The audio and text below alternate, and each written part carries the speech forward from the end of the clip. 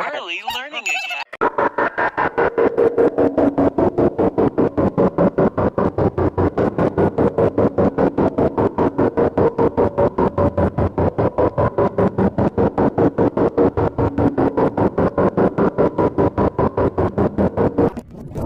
You did not feel my pain.